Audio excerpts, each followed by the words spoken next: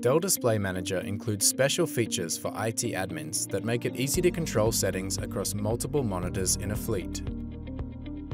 On large corporate networks with many monitors, IT admins can use command line interface commands to perform centralized monitor controls, such as setting brightness levels, performing factory resets, and placing all monitors on low power mode.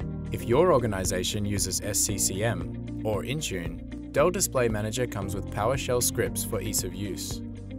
IT admins can then use Dell Display Manager to both identify affected monitors in the fleet and deploy the firmware updates.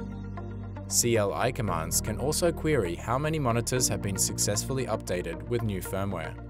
Admins can also customize the cloning of Dell Display Manager settings across the device fleet and import and export settings of monitors of the same model to help ensure settings are consistent, ideal for a hot desking environment. Additionally, Monitor Asset Management allows IT admins to create asset management reports in specified file formats.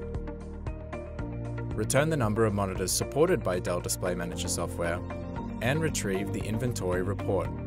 Dell Display Manager offers a wide range of personalization options and device management capabilities for IT admins.